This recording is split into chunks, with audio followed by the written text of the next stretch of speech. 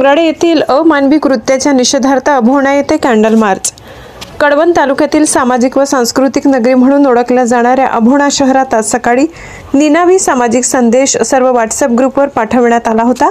डोंगराळे येथील चिमुरडीच्या बलात्कारी व हत्येच्या नराधमास फाशीची शिक्षा व्हावी यासाठी अभोण्यातून सर्वपक्षीय व सर्वधर्मीय कॅन्डल मार्च रात्री 8 वाजेच्या सुमारास करण्यात आला। अभोण्यातील प्रथम दर्शनीय मोठ्या प्रमाणात महिला वर्ग या कॅन्डल मार्चसाठी जमा झाला होता। अभोणा ग्रामपंचायत चौक ते संताजी चौक निषेध मूक मोर्चामध्ये अभोण्यातील आबालवृद्ध मोठ्या प्रमाणात सहभागी झाले होते। लहान मुलामुलींच्या हातात चिमुरडीचा फोटो, निषेधाचा बॅनर तसेच मशाल झळकत होती। अभोणा संताजी चौक येथे झालेल्या निषेध मूक मोर्चात ॲडव्होकेट मनोज सूर्यवंशी यांनी प्रथमतः आपले मनोगत व्यक्त करताना सांगितले की सदर निषेध मोर्चा हा कुठल्याही समाजाचा, धर्माचा, जातीचा नसून समाजातील अपप्रवृत्तीला थोपवलेला मोर्चा आहे। आपल्या माता भगिनींचे रक्षण करण्यासाठी अशा अपप्रवृत्तींना वेळीच आळा घालून प्रशासनाने कठोरात कठोर शिक्षा देणे आवश्यक आहे। तर अशा कॅन्डल मोर्चाला महत्त्व आहे। तनुश्री, सुजित पवार व अल्पवयीन मुलीने देखील आपली प्रतिक्रिया देत या वेदनेचा निषेध नोंदवला आणि प्रत्येक पालकांना आपल्या पाल्याविषयी सजग राहण्याची सूचना केली। अभोण्यातील भविष्यतज्ञ किरण पाठक यांनी आपली प्रतिक्रिया नोंदवताना सांगितले की आज झालेली घटना अतिशय निंदनीय व दुर्दैवी असून सदर घटनेतील आरोपीला फाशीची शिक्षा व्हावी। समाजातील प्रत्येक घटकांनी आपल्या पाल्यांना सुसंस्कृत बनवून संरक्षणाचे धडे द्यावेत आणि सनातन धर्माला प्रसिद्धी द्यावी। यावेळी अभोण्यातील सर्व समाजातील आबालवृद्ध, महिला, चिमुरडे पहिल्यांदाच इतक्या मोठ्या संख्येने महाराष्ट्रातील उपस्थित होते।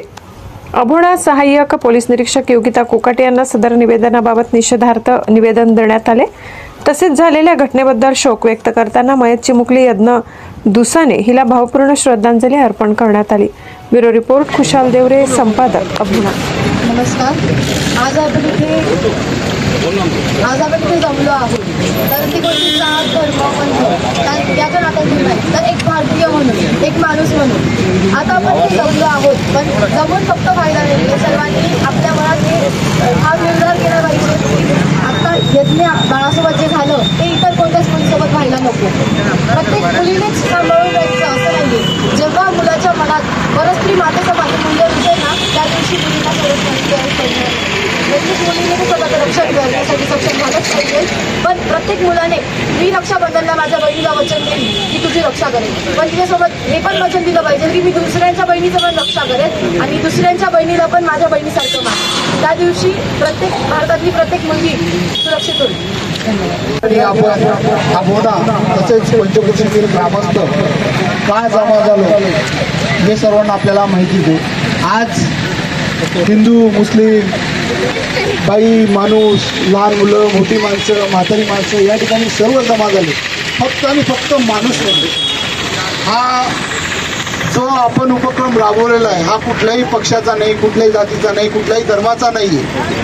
आपण आणि फक्त एक माणूस म्हणून या ठिकाणी जमा झालेलो आहे आणि हा आपण शांततेच्या मार्गाने निषेध करण्याचा प्रयत्न केलेला आहे। मालेगाव तालुक्यातील डोंगराळे गावात जी घटना घडली अतिशय निंदनीय घटना आहे।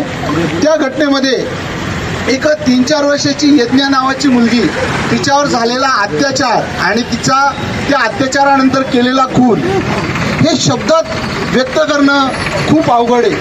त्या लेकीला आपण न्याय कधी देऊ हे आमच्याही हातात नाही, पोलीस यंत्रणेच्याही हातात नाही। परंतु ह्या घटना का घडतात, कशा घडतात याची जनजागृती होणं फार गरजेचं आहे। आज माझ्याही घरी लेकी बाळी आहे, तुमच्याही घरी लेकी बाळी आहे। फक्त लेकी बाळींचं संरक्षण करून चालणार नाही तर माझ्या मुलांना, आपल्या मुलांना म्हणतोय मी स्पेसिफिक, त्यांनाही ह्या आपल्या बहिणी आहेत याची जाणीव करून देणं फार गरजेचं आहे। म्हणजे आपला दृष्टिकोन बदलणं फार गरजेचं आहे। आपण सांगितलं ना बेटा ही तुझी बहीण आहे, हिच्याकडे बघण्याचा दृष्टिकोन तुझा चांगला असला पाहिजे। फक्त मुलींना सांगून चालणार नाही। आता हे 3-4 वर्षाच्या लेकींना आपण काय सांगणार, गुड टच काय, बॅड टच काय आहे। मोठ्या मुलींना आपण सांगू शकतो बाई तू सांभाळून राहा, चांगली राहा।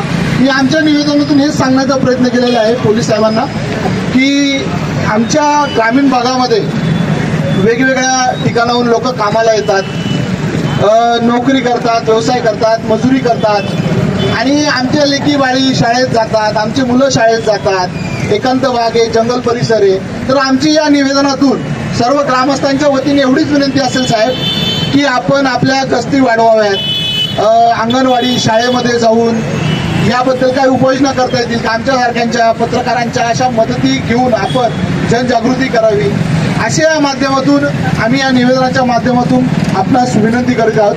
धन्यवाद.